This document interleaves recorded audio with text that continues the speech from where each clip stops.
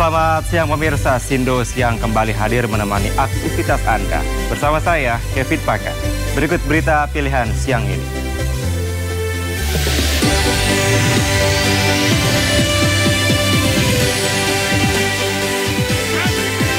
Kepolisian Republik Indonesia menganugerahi Presiden Jokowi Medali Kehormatan Loka Praja Samraksana. Atas jasa luar biasa terhadap pengembangan dan kemajuan kepolisian negara. Kita awal informasi pertama pemirsa, sebuah kapal nelayan yang membawa puluhan penumpang tenggelam di perairan Kepulauan Seribu, Jakarta Utara. Proses penyelamatan puluhan penumpang kapal berlangsung dramatis. Ibu sabar, Bu. Tim SAR berupaya mengevakuasi sejumlah penumpang yang terombang-ambing di perairan Kepulauan Seribu, Jakarta Utara. Penumpangan kapal nelayan Salsabila mengalami kecelakaan setelah kapal yang mereka tumpangi terhantam ombak akibat cuaca buruk. Kapal nelayan KM Salsabila membawa 32 penumpang. Saat kejadian, kapal yang berangkat dari Muara Angke mengalami kecelakaan. Dapat di TKP itu adalah kapal sudah mengalami kandas karena lambung kapal sudah terisi air yang sangat banyak. Usai kejadian, seluruh penumpang berhasil dievakuasi ke Rumah Sakit Umum Daerah Pramuka yang berada di Kepulauan Seribu dan tidak ada korban jiwa dalam peristiwa ini. Dari Jakarta, Sofyan Firdaus melaporkan. Pemirsa, jenazah calon Gubernur Maluku Utara Benny Laos tiba di Rumah Duka Sentosa RSPAD Jakarta Pusat. Rencananya jenazah akan dimakamkan pada esok hari di San Diego Hills, Karawang, Jawa Barat.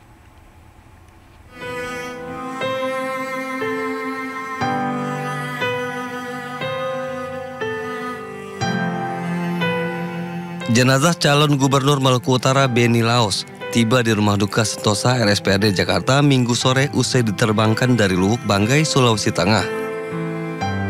Sejumlah pejabat seperti Menteri Dalam Negeri Tito Karnavian, Menteri Pariwisata dan Ekonomi Kreatif Sandiaga Uno hingga Kepala KSP Muldoko datang melayat. Sosok Benny dikenal sebagai pribadi yang ringan tangan, penuh kepedulian membantu masyarakat kecil. Secara murni ya.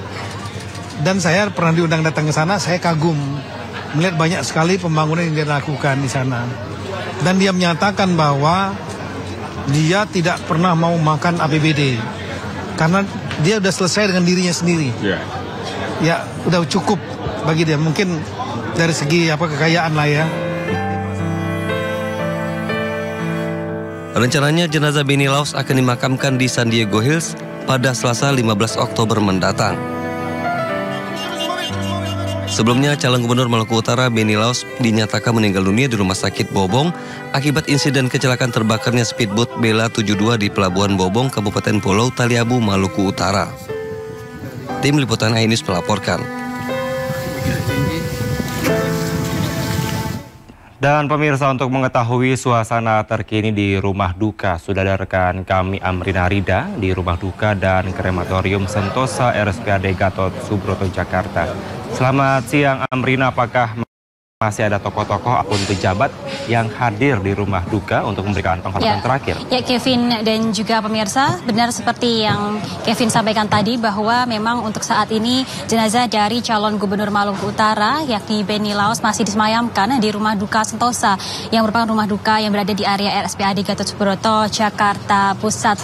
Diketahui bahwa untuk jenazah dari Benny Laos sendiri memang sudah tiba kemarin pada hari Minggu begitu setelah mengalami insiden ataupun juga kecelakaan ledakan kapal speedboat yang terjadi pada hari Sabtu 12 Oktober 2024. Dan kalau kami menggambarkan bagaimana suasana terkini di Rumah Duka RSPAD Gatot Subroto hingga pada pagi hari ini memang terlihat sudah penuh ataupun juga banyak sekali karangan bunga yang dikirimkan oleh dari kerabat dari keluarga Benny Laos, lalu juga sejumlah tokoh-tokoh politik, tokoh-tokoh publik telah mengirimkan bunga sehingga karangan bunga ini berjejer rapi mengelilingi di area rumah duka. Begitu kalau kami tadi melihat ada sejumlah karangan bunga yang dikirimkan dari Surya Paloh yang merupakan Ketua Umum Partai Nasdem.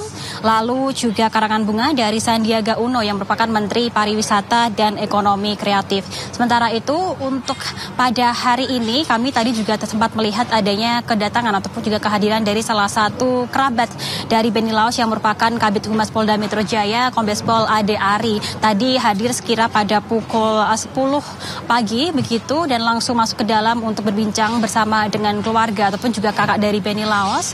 Lalu seusai keluar tadi Kombes Pol Ade Ari sempat menyampaikan bahwa mengucapkan duka yang amat mendalam begitu karena dari Kombes Pol Ade Ari sempat ataupun juga telah mengenal sosok Beni Laos ini sejak tahun 2011 dan ia pun menyampaikan bahwa sosok Beni Laos ini menjadi salah satu pemimpin yang sangat baik dan juga dekat dengan rakyat. Tidak hanya itu, sejak kemarin ini juga sudah berdatangan sejumlah tokoh-tokoh publik, tokoh-tokoh politik yang ada di Indonesia. Salah satunya adalah Menteri Dalam Negeri Tito Karnavian yang datang kemarin malam begitu seusai jenazah dari calon gubernur Maluku Utara Beni Laos datang ataupun juga tiba di RSPAD, dan Tito Karnavian ataupun juga Menteri Dalam Negeri menyampaikan bahwa menilai sosok Beni Laos ini menjadi salah satu pemimpin yang sangat peduli terhadap rakyat kecil karena diketahui bersama bahwa sejak tahun 2017 Beni Laos ini telah menjadi pemimpin ataupun juga bupati di Kepulauan atau Pulau Morotai. Kemudian pada tahun ini mencoba peruntungan untuk menjadi calon gubernur di Maluku Utara. Tidak hanya itu, untuk punya sejumlah kerabat pun juga sudah terlihat hadir. Informasi yang kami dapatkan untuk proses pemakaman ini rencananya akan dilaksanakan pada esok hari Selasa 15 Oktober 2024 begitu di pemakaman San Diego Hills Jakarta. Namun untuk waktu ataupun juga jam pemakaman ini masih belum diumumkan atau masih dalam tahap perundingan dan juga diskusi dari pihak keluarga dan juga kerabat. Karena hari ini pun juga agendanya memang sebenarnya tidak ada agenda spesifik selain adanya kunjungan dan juga layat dari sejumlah kerabat begitu. Sementara itu untuk istri dari Beni Laos ini yang selamat dalam insiden tersebut juga masih dirawat di RSPAD, dan terkait dengan penyelidikan terkait dengan insiden ini diserahkan semua dari pihak keluarga kepada pihak yang berwenang, salah satunya adalah Polda Maluku Utara begitu, dan hingga saat ini masih dalam proses pendalaman. Kembali ke Anda, Kevin. Baik, terima kasih rekan Amrina Rida melaporkan langsung dari Rumah Duka Sentosa RSPAD Jakarta. Selamat kembali bertugas. Pemirsa, Beni Laos adalah calon gubernur Maluku Utara yang sebelumnya pernah menjabat sebagai Bupati Pulau Morotai. Beni juga dikenal sebagai pengusaha dan masuk dalam daftar kepala daerah terkaya di Indonesia.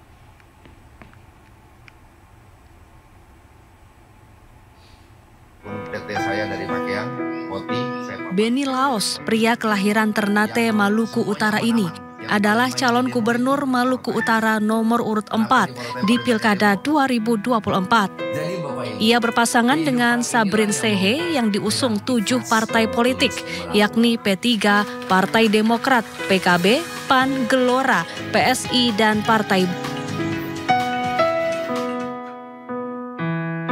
Sebelum berkontestasi di Pilgub Maluku Utara, pria berusia 52 tahun ini pernah menjabat sebagai Bupati Pulau Morotai periode 2017-2022.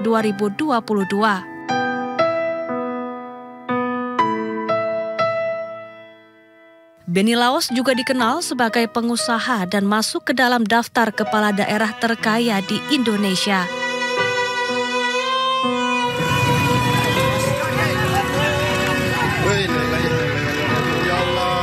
Beni Laos mengembuskan nafas terakhirnya saat hendak berkampanye di Pulau Taliabu, Ternate, Sabtu 12 Oktober 2024. Speedboat yang membawa Beni serta rombongan meledak dan terbakar.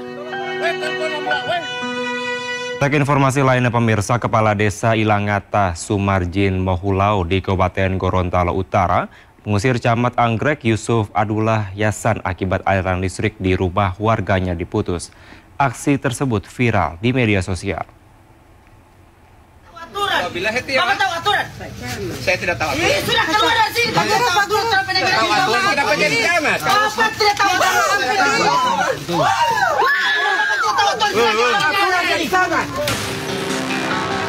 Viral di media sosial, video camat dan kepala desa di Kabupaten Gorontalo Utara, Provinsi Gorontalo terlibat cekcok dan nyaris adu jotos.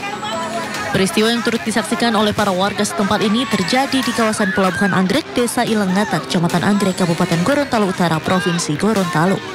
Cekcok camat dan kepala desa ini buntut adanya polemik pemutusan aliran listrik, penggusuran rumah, hingga lapak dagangan warga. Tolong, ini kami punya dasar, Pak. Musyawarah itu ada dasar hukumnya, Pak Camat. Apalagi kita sudah bersepakat di tingkat desa. Hal itu dipicu karena adanya proyek pengembangan kawasan Pelabuhan Anggrek, sehingga seluruh rumah maupun lapak yang berada di atas tanah milik pemerintah itu harus digusur atau direlokasi. Menurut Kepala Desa Ilengata, pemerintah seharusnya memberikan ganti rugi dan santunan uang ataupun rumah kepada warganya yang akan digusur. Dasarnya hanya satu, saya ingin memastikan hak rakyat saya untuk diberikan. Kemudian camat juga mungkin mendapatkan perintah dari atasannya untuk segera menyelesaikan persoalan-persoalan ini, tetapi di lapangan kita miskomunikasi. Hingga saat ini lapak maupun rumah milik warga telah diputuskan aliran listriknya, sehingga warga harus melewati malam hari tanpa penerangan. Sementara itu, menurut camat, upaya penertiban sudah dilakukan sesuai prosedur yang berlaku. Kecamatan itu sudah sesuai mekanisme dan sudah sesuai tahapan. Jadi kemarin itu adalah tahapan penertiban meteran sebelum penertiban lapak, kios atau bangunan-bangunan yang berada di lahan di lokasi pengembangan pelabuhan. Di samping itu, pihak camat juga mengungkapkan seluruh permintaan dan keluhan warga akan diakomodir oleh pemerintah, mulai dari akomodasi pemindahan barang hingga upaya menyediakan rumah bagi warga yang tidak memiliki tempat tinggal. Dari Kabupaten Gorontalo Utara, Gorontalo, Nurfaizila Hasan, iNews melaporkan. Pemirsa, 5 kerangka manusia ditemukan oleh tim eskavasi di situs Kumitir, Desa Kumitir, Kecamatan Jatirejo, Kabupaten Mojokerto. 5 kerangka terdiri dari 4 orang dewasa dan 1 balita.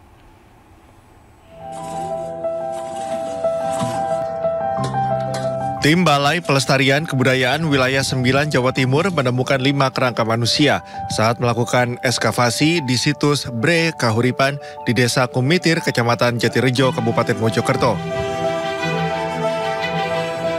Kelima kerangka ditemukan berjajar rapi di sektor D, sebelah barat makam Dusun Bendo.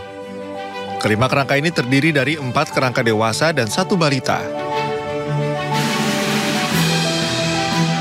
Ini kami gali di sektor itu kami dapatkan 5 lagi kerangka manusia. Mereka ahlinya yang nanti bisa mengidentifikasi tentang atau terkait dari mereka. Eskavasi ini merupakan eskavasi lanjutan tahun 2020 lalu yang menemukan talut sepanjang 2 km di sekitar situs Bre Kahuripan. Selanjutnya, kelima kerangka akan dimasukkan ke dalam 5 kotak kayu dan dilakukan penelitian lanjutan oleh tim paleoantropologi dari Unair Surabaya guna mengetahui jenis kelamin dan usia kerangka, apakah era Majapahit atau bukan. Dari Kabupaten Mojokerto, Solahuddin, iNews melaporkan.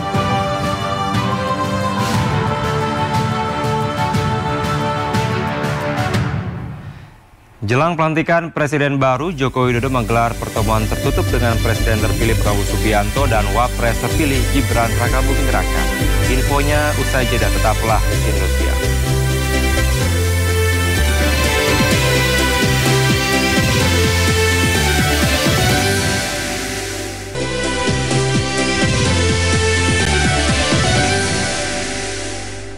Kembali di Sindosiang, pemirsa, Presiden Joko Widodo pada pagi tadi menghadiri apel pengamanan pelantikan Presiden dan Wapres terpilih Presiden Prabowo Subianto dan juga Gibran Rakabuming Raka. Apel dilakukan untuk memastikan kesiapan Polri dalam menjaga keamanan dan ketertiban masyarakat untuk mendukung kelancaran pengambilan sumpah Presiden dan Wapres terpilih pada 20 Oktober mendatang. Apel pengamanan pelantikan Presiden dan Wakil Presiden terpilih digelar di Makobrimob Kelapa II Depok pada pagi tadi. Dalam apel itu, Presiden Joko Widodo dianugerahi medali kehormatan, keamanan, dan juga keselamatan publik Loka Praja Samraksana oleh Polri. Penghargaan tersebut diberikan oleh Kapolri Jenderal Polisi Listio Sigit Prabowo. Presiden juga memberikan tanda kehormatan Nugraha Sakanti kepada 7 satuan kerja dari Polri. Tanda kebesaran tutup. Kehormatan Republik Indonesia. Nugraha 7 satuan kerja yang menerima tanda kehormatan Nugraha Sakanti, diantaranya Bareskrim Polri, Baharkam Polri, Divisi Hubungan Internasional Polri, Korlantas Polri, Densus 88 Anti Teror, dan Pusdokes Polri. Nugraha Sakanti merupakan tanda kehormatan yang diberikan kepada satuan yang dinilai telah berjasa di bidang kepolisian yang bermanfaat bagi bangsa dan juga bagi negara. Haluan kiri, maju! Jalan! 7 satuan yang ada di Polri tadi saya sebutkan ini akan mendapatkan anugerah yang namanya adalah Nugraha Sakanti. Jadi sebelumnya kita sudah ketahui ya, tahun 1961 itu sudah pernah mendapatkan setelah 63 tahun yang lalu. Hari ini tepatnya 14 Oktober 2024 ini terulang kembali sebagai suatu sejarah, artinya sebagai motivasi. Nugraha Sakanti ini diberikan atas dedikasi satuan-satuan yang ada di Polri oleh Bapak Presiden, dan ini adalah penghargaan tertinggi pada satuan di mana berdedikasi untuk tugas-tugas yang sangat luar biasa, memberikan kontribusi kepada bangsa dan negara dan khususnya pada masyarakat, seperti itu. Untuk pada kegiatan apel ini juga akan diberikan kehormatan medali kepada Bapak Presiden Republik Indonesia, Bapak Jokowi, dari Bapak Kapolri, yaitu adalah Loka Praja Samraksana. Artinya adalah memberikan perlindungan ya kepada masyarakat dan bangsa serta negara, di mana Bapak Presiden Republik Indonesia Bapak Jokowi berkontribusi memberikan pengembangan organisasi Polri ini untuk mengoptimalkan pelayanan kepada masyarakat khususnya di konteks keamanan pada Polri, sehingga medali penghargaan dari Bapak Kapolri kepada Bapak Presiden ini merupakan suatu anugerah selama 10 tahun kepemimpinan beliau untuk memberikan suatu perlindungan kepada masyarakat, bangsa dan negara dengan mengembangkan organisasi Polri. Dan pemirsa, untuk mengetahui bagaimana kesiapan apel gelar pasukan pengamanan pelantikan Presiden dan Wapres terpilih, sudah ada rekan kami Ulia Zen langsung dari Makobrimob. Selamat siang Zen, bagaimana situasi di sana dan silakan dengan laporan Anda. Selamat siang Kevin dan juga pemirsa. Saat ini untuk apel kesiapan pengamanan pelantikan Presiden dan Wakil Presiden pada tanggal 20 Oktober mendatang saat ini sudah selesai dilaksanakan. Tadi dipimpin juga oleh Presiden Joko Widodo yang juga didampingi oleh Menteri Pertahanan Prabowo Subianto dan juga ada Kapolri Listio Sigit Prabowo dan juga Panglima TNI Agus Subianto. Tadi Presiden Joko Widodo bersama dengan Prabowo Subianto dan juga Kapolri, juga kemudian Panglima TNI datang menggunakan kendaraan taktis Maung tadi di lapangan Makobrimob setelah apel yang melibatkan 15.000 personel di sini, lalu dilanjutkan dengan pemberian tanda kehormatan untuk Presiden Joko Widodo yakni Loka Praja Samraksana, yakni di mana ini adalah sebuah medali kehormatan dari Polri untuk Presiden Joko Widodo atas apresiasi telah mengembangkan organisasi Korps Bayangkara. Kemudian juga selain pemberian tanda kehormatan kepada Presiden Joko Widodo, juga dilakukan penganugerahan oleh Presiden Joko Widodo kepada Kepolisian Republik Indonesia dengan tadi sudah diberikan langsung ya oleh Presiden Joko Widodo kepada diwakilkan oleh Kapolri, yakni Nugraha Sakanti yang merupakan tanda kehormatan yang diberikan oleh Presiden Republik Indonesia untuk Polri atas jasanya di bidang kepolisian dan juga telah berjasa atau bermanfaat bagi bangsa dan negara. Dan ini merupakan sebuah penganugerahan setelah 63 tahun dari tahun 1961 dan ini merupakan sejarah baru yang diberikan lagi oleh Presiden kepada Polri pada tahun 2024 dan tadi sudah selesai dilaksanakan di lapangan Makobrimob. Dan setelah tadi penganugerahan atau tanda kehormatan yang diberikan baik kepada Presiden Joko Widodo ataupun juga kepada institusi Polri, kemudian dilanjutkan dengan simulasi peragaan pengamanan pelantikan pada tanggal 20 Oktober mendatang. Tadi banyak sekali atraksi-atraksi yang dilakukan menggunakan alat-alat dan juga kendaraan taktis yang dimiliki oleh Polri. Tadi dilakukan simulasi bagaimana nanti jika ada serangan-serangan atau hal-hal yang mengganggu pada saat pelantikan Presiden dan Wakil Presiden Republik Indonesia pada tanggal 20 Oktober mendatang. Tadi juga disampaikan baik oleh Karopenmas Brigjen Pol Trunoyudo maupun juga oleh Kapolri Listio Sigit Prabowo. Mereka juga menyampaikan banyak terima kasih atas Presiden Joko Widodo yang sudah purna tugas yang nanti akan dilanjutkan dengan pelantikan Presiden dan Wakil Presiden terpilih pada tanggal 20 Oktober mendatang. Dan saat ini acara juga sudah selesai dilaksanakan, dilanjutkan dengan hiburan-hiburan dan juga berfoto bersama oleh jajaran-jajaran Polri yang juga merupakan undangan yang hadir pada hari ini. Demikian Kevin. Baik, terima kasih Jen Cahyani melaporkan langsung dari Makobrimob Kelapa II Depok. Selamat kembali bertugas. Pemirsa, Presiden Joko Widodo menggelar pertemuan dengan Presiden terpilih Prabowo Subianto dan Wapres terpilih Gibran Rakabuming Raka di kediaman Jokowi di Solo, Jawa Tengah. Pertemuan tersebut digelar secara tertutup selama 1,5 jam.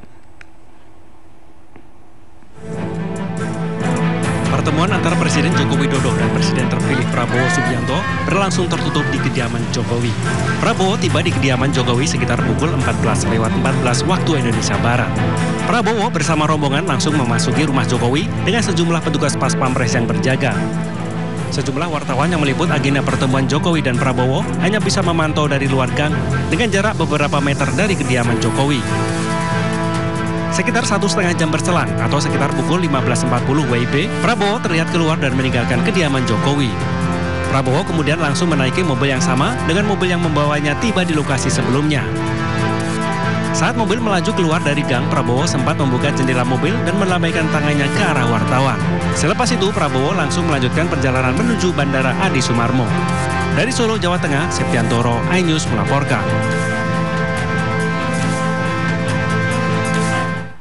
Pemirsa, Presiden terpilih Prabowo Subianto sempat membocorkan bahwa kabinetnya banyak diisi oleh menteri-menteri dari kabinet Presiden Joko Widodo.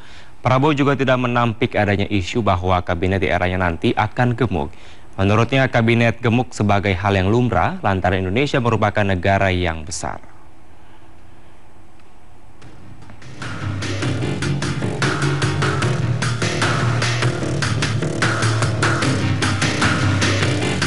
Jelang pelantikan Prabowo Gibran sebagai Presiden dan Wakil Presiden, susunan kabinet pemerintahan baru menarik untuk disimak. Baru-baru ini, Presiden terpilih Prabowo Subianto membocorkan mengenai susunan kabinet di pemerintahannya bersama dengan Gibran Rakabuming Raka. Prabowo mengatakan, di pemerintahannya nanti akan ada banyak menteri dari kabinet Jokowi.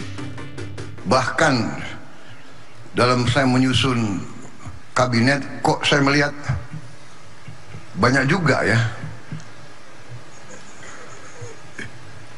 menteri-menteri yang akan datang, ya banyak juga yang berada di kabinet yang sekarang begitu. Dan Pak Jokowi demikian mencari yang terbaik, saya pun demikian. Dan kalau kebetulan orangnya masih bagus, pasti kita akan minta untuk ikut lagi. Prabowo juga tidak menampik adanya isu bahwa kabinet di eranya nanti bakal gemuk. Menurutnya, kabinet gemuk sebagai hal yang lumrah lantaran Indonesia merupakan negara yang besar. Pihak Gerindra juga mengatakan jumlah kementerian dan lembaga di kabinet Prabowo Gibran akan berjumlah sekitar 44 hingga 46 kementerian. Sejumlah kementerian akan dipecah untuk mengakomodir pengoptimalan fungsi dan juga janji-janji kampanye. Sebelumnya Wakil Presiden terpilih Gibran Raka Buming Raka menyebut penyusunan kabinet sudah hampir 100%. Gibran juga memastikan dirinya ikut andil dalam penyusunan itu. Mas Gibran, sedikit dong Mas soal isu kabinet Mas. Ini penggodokannya udah bagaimana ya Mas? Kan akan diumumkan. 100% nanti ya. Tapi biar diumumkan Pak Presiden terpilih ya. Tapi Mas Gibran ikut terlibat dalam penyusunan itu? Oh ya pasti. Rencananya susunan kabinet Prabowo Gibran akan diumumkan pada 21 Oktober mendatang atau sehari setelah pelantikan Presiden dan Wakil Presiden terpilih. Dari Jakarta, Tim Liputan iNews melaporkan. Pemirsa, Presiden terpilih Prabowo Subianto berkelakar tentang dasi di acara pembukaan Rapat Koordinasi Nasional Legislatif PKB beberapa waktu lalu. Prabowo berkelakar jika nanti diundang oleh PDIP akan menggunakan dasi berwarna merah.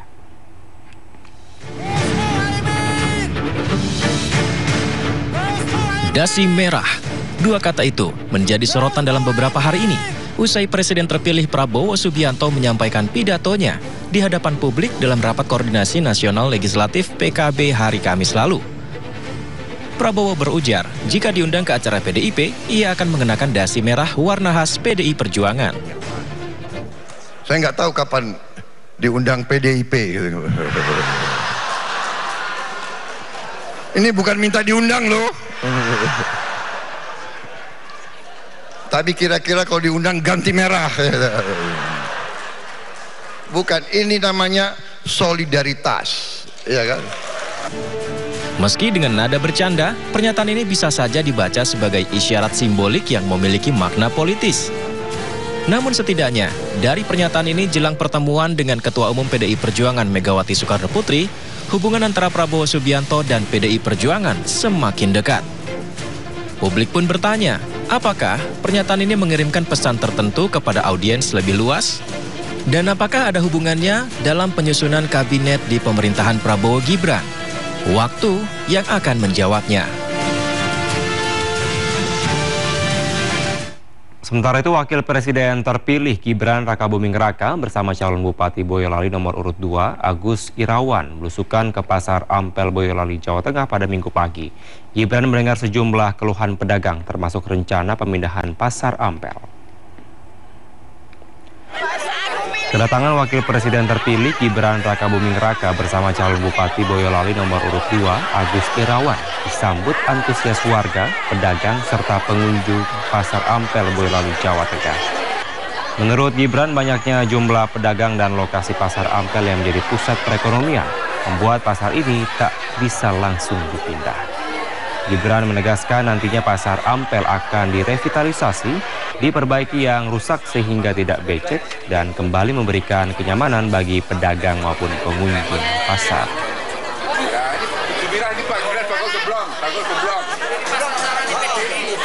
Bahwa pasar ini akan dipindah, ya. Makanya hari ini kita ke sini, kita melihat keadaan pasarnya seperti apa.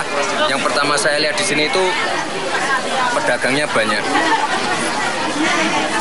Ini salah satu pusat perekonomian, jadi nggak bisa langsung dipindah gitu, itu nggak bisa. Meskipun nanti dipindah di tempat baru itu belum tentu nanti pasarnya juga rame. Nah, mungkin malah fokusnya itu bukan pemindahan, tapi renovasi, revitalisasi, biar nggak becek lagi, biar pedagang nyaman, pembeli nyaman, gitu ya.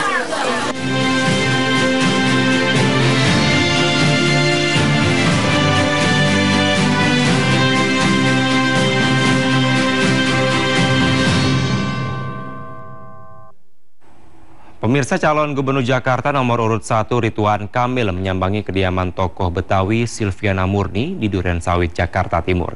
Silviana mendukung penuh pasangan Ridho untuk memenangkan Pilkada Jakarta 2024. Calon Gubernur Jakarta nomor urut 1 Ridwan Kamil menyambangi kediaman tokoh Betawi Silviana Murni di kawasan Durensawit, Jakarta Timur.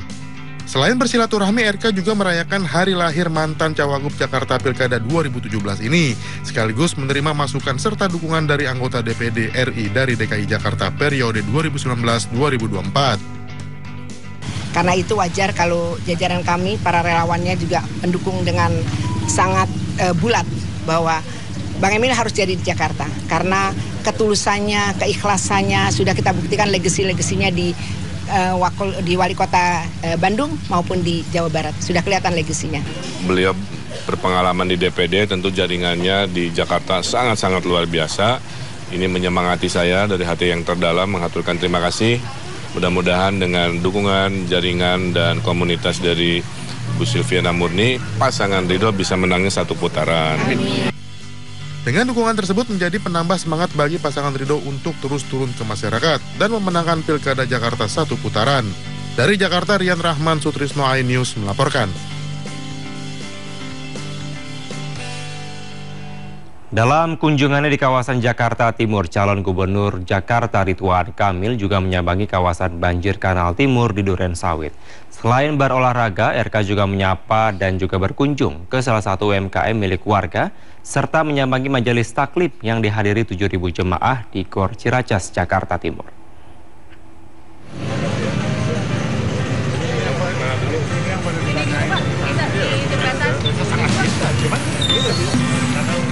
Calon Gubernur Jakarta nomor 1 Ridwan Kamil kembali belusukan ke masyarakat. Kali ini kawasan banjir Kanal Timur di Durensawit, Jakarta Timur menjadi tujuannya. Warga antusias menyambut kedatangan mantan Gubernur Jawa Barat itu.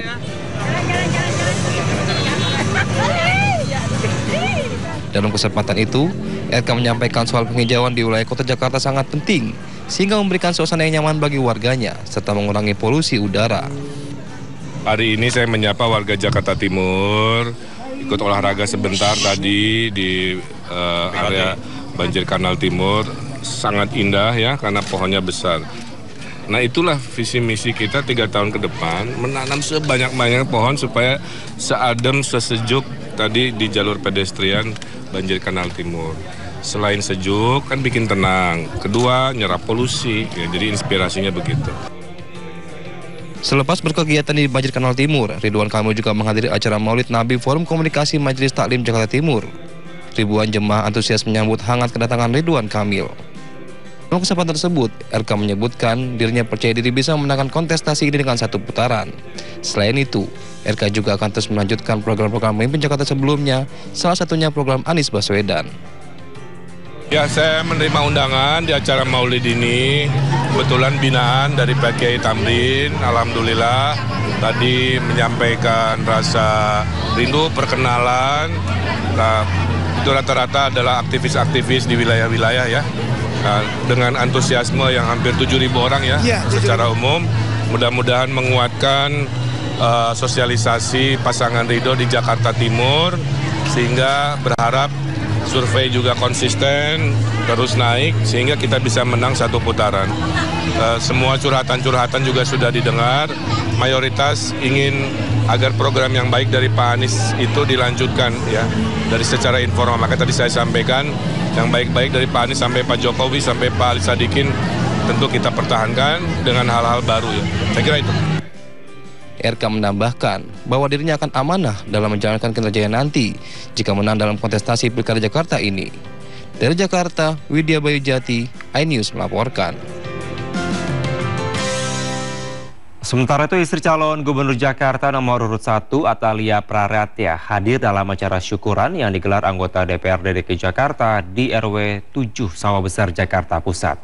Wanita yang kerap disapa Bu Cinta ini juga ikut mensosialisasikan program RK Suswono kepada warga. Atalia Praratya, istri Cagup Jakarta nomor urut 1 Ridwan Kamil, menghadiri syukuran anggota DPRD DKI Jakarta Elva Fahri Kolbina bersama warga RW 7 Sawah Besar, Jakarta Pusat.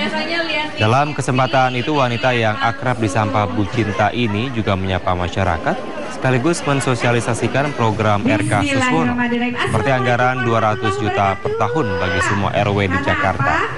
Atalia juga mendengarkan aspirasi masyarakat seperti masalah bantuan sosial, subsidi pangan, kartu lansia, hingga kartu Indonesia Pintar yang nantinya akan disampaikan kepada suaminya, Ridwan Kamil.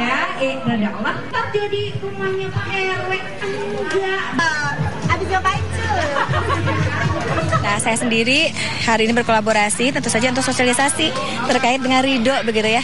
Alhamdulillah nampaknya antusiasme masyarakat juga kita rasakan begitu ya.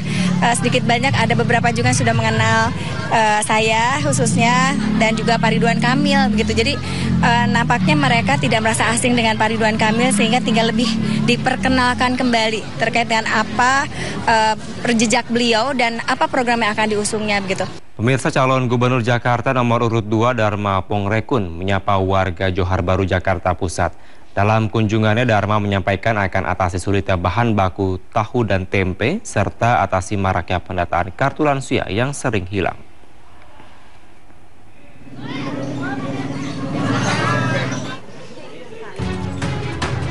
Calon Gubernur Jakarta nomor urut 2 Dharma Pongrekun hadir menyapa warga Kecamatan Johar Baru, Jakarta Pusat. Dalam kegiatan itu, Dharma mendengarkan keluhan warga Johar Baru, salah satunya terkait bahan baku tahu dan tempe yang sulit dan mahal. Hal ini dikeluhkan antara mayoritas warga Johar Baru adalah pengusaha tahu dan tempe. Selain itu, Dharma juga berjanji akan meminta petugas terkait untuk melakukan pendataan para lansia di seluruh wilayah Jakarta, yang hingga kini masih banyak yang belum mendapat manfaat kartu lansia. Banyak di sini adalah pusatnya pedagang industri tempe dan tahu. Persoalannya mereka adalah bahan bakunya yang mahal dan sulit. Tetapi bahan bakunya ini adalah import dan tetapi dia punya harga bersaing dengan lokal. Ya. Saya tahu sih sebenarnya kenapa itu, karena memang itu adalah desain supaya pertanian lokal itu kegulung, ya, bebas.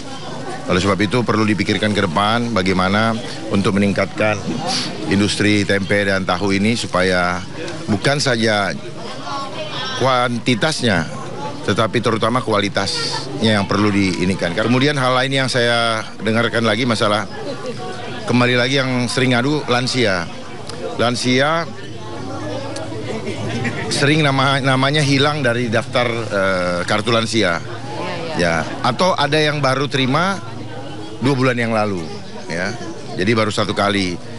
Jadi ini yang perlu dibenahi ke depan, bahwa pendataan harus selalu akurat supaya lansia ini atau siapapun ya maupun KJP ini bisa berlaku dan diterima sesuai dengan mereka yang berhak.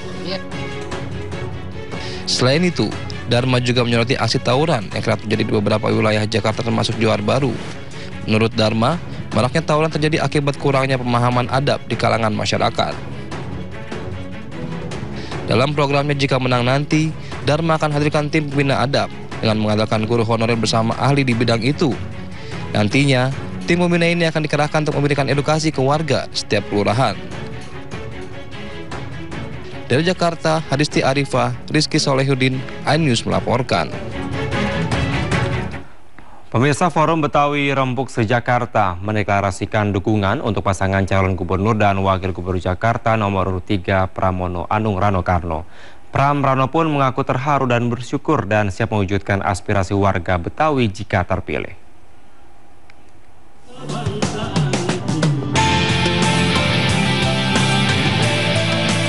Forum Betawi Rempuk atau FBR resmi mendeklarasikan dukungan kepada pasangan calon gubernur dan wakil gubernur Jakarta nomor urut 3 Pramono Anung Rano Karno pada Minggu siang.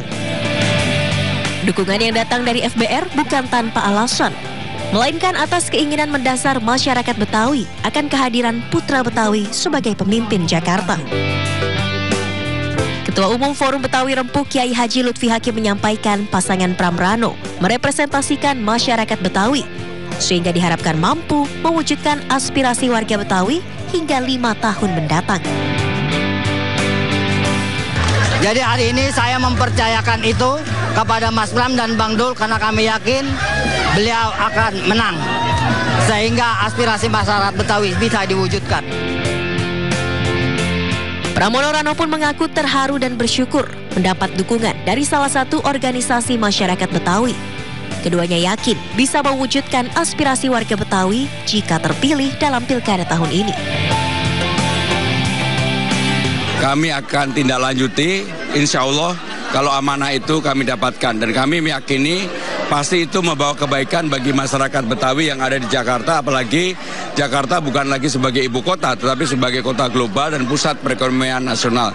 Maka dengan itu, Pak Kiai, kami, saya dan Bang Dul, mudah-mudahan insya Allah akan bisa mewujudkan apa yang tertulis dalam naskah akademik tersebut.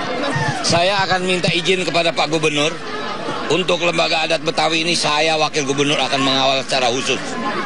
Saya akan wujudkan. Ini dialog saya dengan almarhum Benyamin. Saya ingat sekali 92 saya duduk bersama, berpikir tentang lembaga adat Jakarta, Betawi khususnya. Nah jadi alhamdulillah hari ini FBR dengan LKB telah melanjutkan impian itu. Dalam acara deklarasi ini, FBR dan Pramono Rano juga menandatangani komitmen kerjasama ketahanan budaya di Jakarta, terutama berkaitan dengan Pasal 31 Undang-Undang Nomor 2 Tahun 2024 tentang Daerah Khusus Jakarta. Dari Jakarta, Amrina Rida dan Di Bernardi, iNews melaporkan.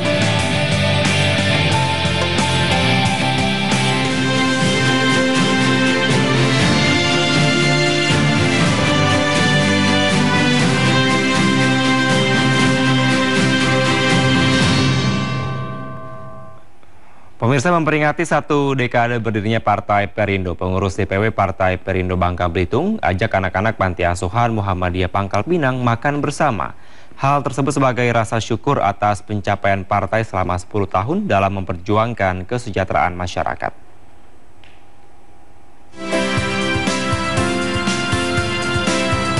Merayakan HUT ke-10 Partai Perindo, Dewan Pimpinan Wilayah Provinsi Bangka Belitung mengajak anak-anak Panti Asuhan Muhammadiyah untuk makan bersama di sebuah restoran di Pangkal Pinang. Peringatan 1 dekade partai yang dipimpin Ketua Umum Angela Tanusudibio dengan tema transformasi bangkit untuk Indonesia sejahtera ini sekaligus menjadi bentuk kepedulian dan berbagi kepada sesama, terutama kepada anak-anak yang membutuhkan perhatian lebih. Jadi supaya anak-anak Panti Asuhan ini merasakan kehadiran Perindo di bumi Serubun Sembala ini.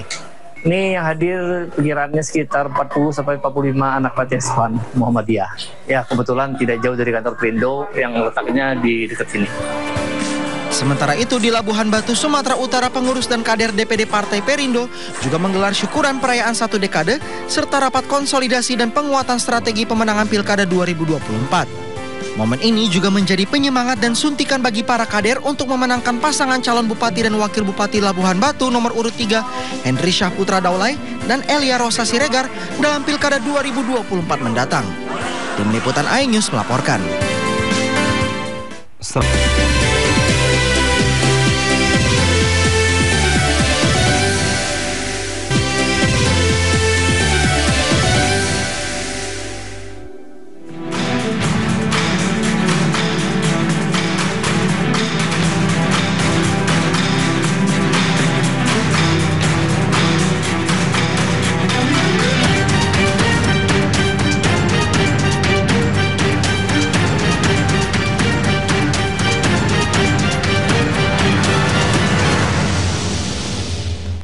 Pemirsa, Dewan Persusuan Nasional menyebutkan ekosistem peternakan sapi perah rakyat sangat buruk. Hal tersebut akibat ketiadanya regulasi yang tepat, khususnya yang pro peternak. Dewan Persusuan Nasional atau DPN menyoroti carut-marutnya pengelolaan ekosistem peternakan sapi perah rakyat. Ketua Umum Dewan Persusuan Nasional Teguh Budiana menyebutkan saat ini importasi susu mencapai lebih dari 80% dari kebutuhan nasional akibat ketiadaan pemerintah memberikan kebijakan atau regulasi yang tepat. Teguh mencatat berdasarkan data total kapasitas produksi pengolahan susu nasional saat ini mencapai 4,64 juta ton per tahun. Jumlah ini mempresentasikan pemenuhan sekitar 20% dari total kebutuhan industri sehingga kekurangannya harus dipenuhi oleh impor. Dengan tingkat produksi yang rendah tersebut, di tengah permintaan yang terus naik, Teguh berharap pemerintah terus memberikan dukungan berupa ketetapan regulasi yang proaktif terhadap upaya peningkatan kapasitas usaha sapi perah di Indonesia. Salah satunya dengan menyiapkan aturan dalam bentuk undang-undang secara khusus. Banyak sekali. Nanti bisa dari Pak tanggung Pak. Capman tuh tadi kan impres, instruksi presiden. Jadi kita levelnya itu level. Syukur-syukur bisa ada upaya untuk membuat dalam bentuk undang-undang secara khusus. Kalau sekarang ada badan ini, saya DPN pernah mengusulkan bentuk badan persusuan nasional. Benar-benar ini karena value-nya, nilai impor kita kan puluhan triliun. Itu kalau itu bisa dikembangkan dengan serius. Seperti diketahui, Indonesia pernah menjadi salah satu negara dengan tingkat produksi susu yang cukup tinggi karena adanya komitmen dan dukungan politik di era pemerintahan Soeharto, di mana telah dikeluarkannya surat keputusan tentang pembentukan tim pengembangan persusuan nasional. Melalui aturan ini, industri susu nasional terdongkrak karena adanya dukungan penyediaan sapi perah yang berkualitas.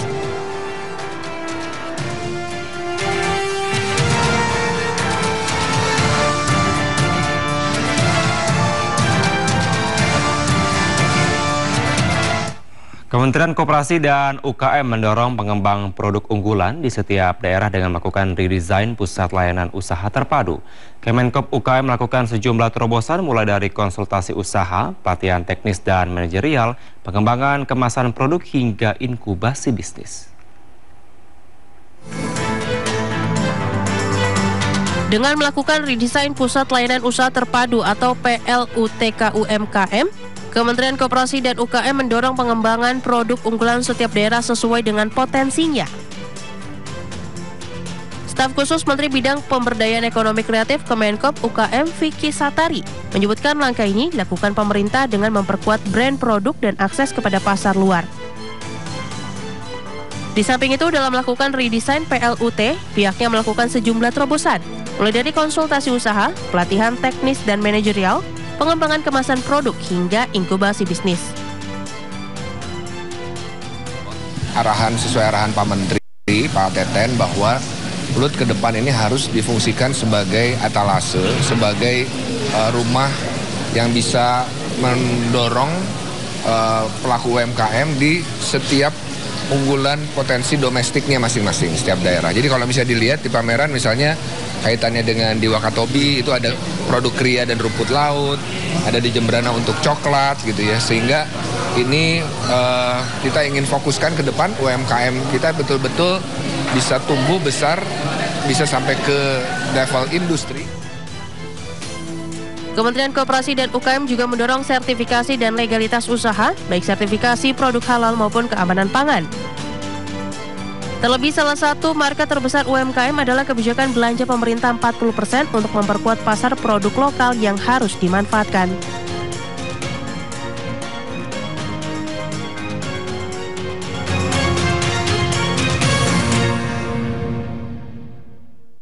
Berdasarkan data dari SKK Migas, capaian lifting minyak pada semester 1 tahun 2024 mencapai 576.000 barel minyak per hari.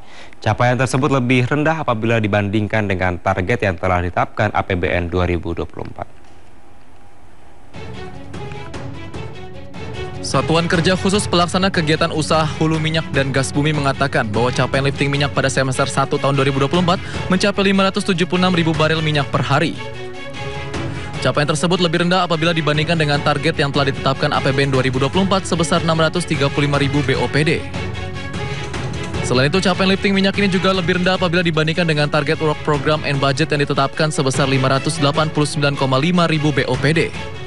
SKK Migas memperkirakan lifting minyak pada akhir tahun 2024 sebesar 595.000 BOPD atau 99% dari target yang ditetapkan dan 94% dari target yang ditetapkan APBN 2024 sebesar 635.000 BOPD.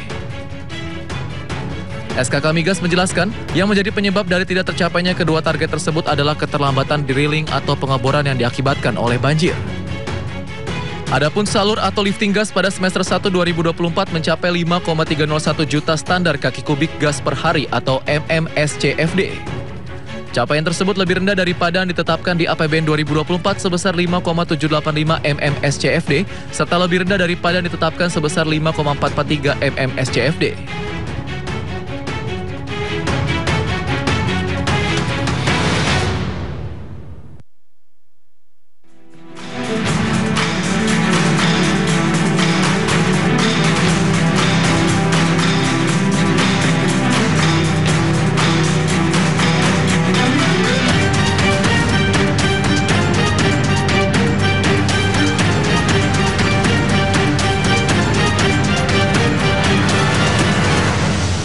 Jelang pertandingan melawan China, Timnas Indonesia menggelar latihan di Stadion Qingdao Tiantai. Informasinya usai jeda. Tetaplah di Sidosia.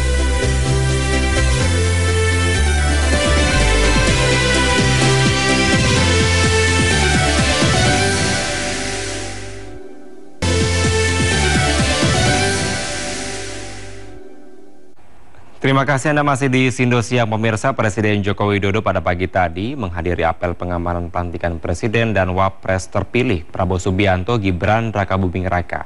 Apel dilakukan untuk memastikan kesiapan Polri dalam menjaga keamanan dan ketertiban masyarakat untuk mendukung kelancaran pengambilan sumpah Presiden dan Wapres terpilih 20 Oktober mendatang. Apel pengamanan pelantikan Presiden dan Wakil Presiden terpilih digelar di Mako Brimob Kelapa II Depok pada pagi tadi. Dalam apel itu, Presiden Joko Widodo dianugerahi medali kehormatan, keamanan, dan keselamatan publik Loka Praja Samraksana oleh Polri. Penghargaan tersebut diberikan oleh Kapolri Jenderal Listio Sigit Prabowo. Presiden juga memberikan tanda kehormatan Nugraha Sakanti kepada 7 satuan kerja Polri. 7 satuan kerja yang menerima tanda kehormatan Nugraha Sakanti diantaranya Bareskrim Polri, Baharkam Polri, Divisi Hubungan Internasional Polri, Korlantas Polri, Anti Densus 88, Anti Teror, dan juga Puskesmas Polri. Nugraha Sakanti merupakan tanda kehormatan yang diberikan kepada satuan yang dinilai telah berjasa di bidang kepolisian yang bermanfaat bagi bangsa dan juga negara. Korbrimo Polri. Kita memberikan penghormatan kepada Bapak Presiden dengan menyematkan kepada beliau medali kehormatan Loka Praja Samraksana, di mana ini adalah bentuk penghormatan institusi terkait dengan sumbangsi beliau yang luar biasa terhadap institusi Polri, sehingga kami bisa lebih optimal di dalam melaksanakan tugas pokok kami, melindungi, mengayomi, melayani masyarakat, dan melakukan penegakan hukum. Tentunya ini menjadi semangat bagi kita semua untuk bisa bekerja lebih baik dalam memberikan pengabdian terbaik untuk masyarakat, bangsa, dan negara. Dan dalam kesempatan ini juga kami menyematkan warga kehormatan utama Korps Brimob Polri, karena memang beliau telah banyak berjasa untuk pengembangan institusi Korps Brimob Polri.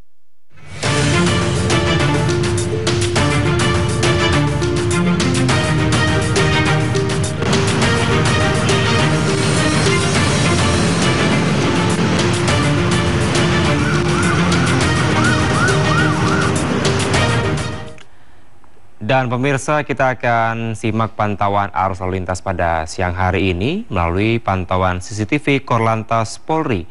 Kita akan bergabung dengan Brigadir Treslinda di studio NTMC Polri. Halo, selamat siang Brigadir Treslinda. Bagaimana pantauan arus lalu lintas di sejumlah titik di wilayah Indonesia melalui pantauan CCTV?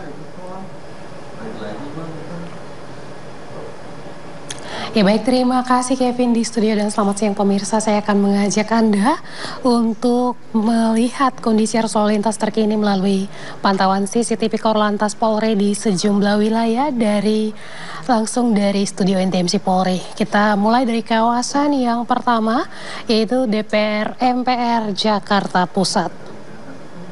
Seperti yang Anda saksikan di layar kaca Anda merupakan kondisi arus lalu lintas terkini di mana masih terbilang normal di berbagai arahnya, baik dari arah Selipi yang akan mengarah ke Gatot Subroto, begitupun dengan lalu lintas di tol dalam kota Semanggi yang akan mengarah ke Tomang maupun Tomang yang akan mengarah ke arah Semanggi.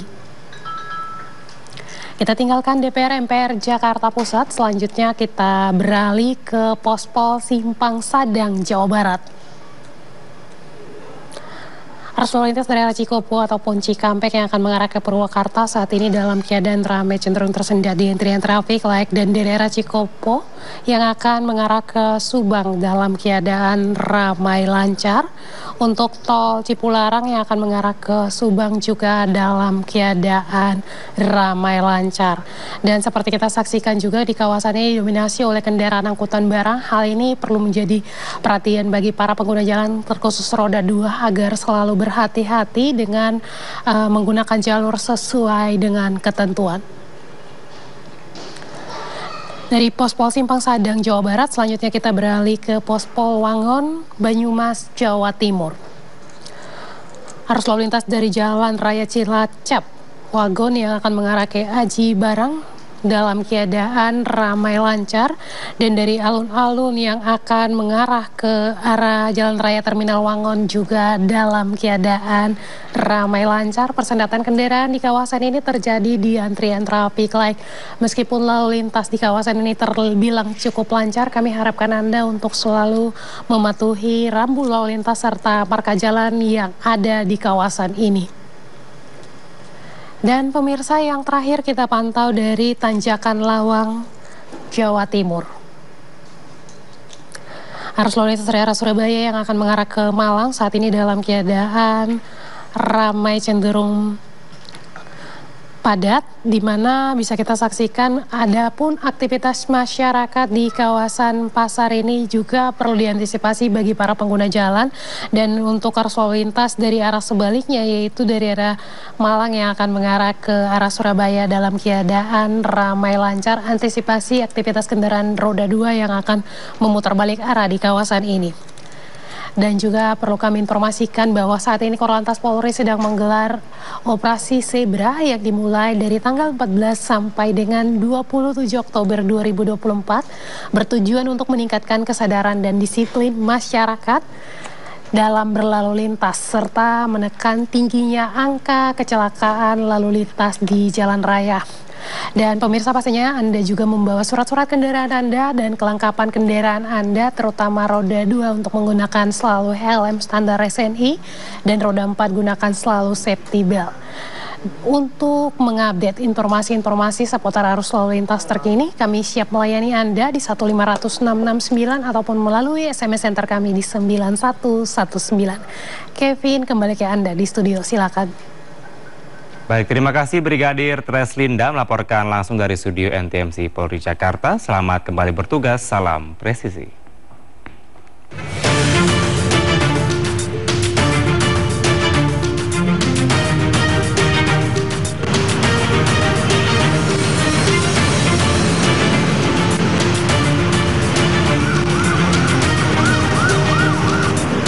Dan pemirsa, informasi tadi mengakhiri Sindo Siang hari ini. Anda bisa mendapatkan informasi terkini dan terbaru melalui portal yang menghadirkan berita daerah, berita nasional, dan berita internasional secara lengkap di sindonews.com.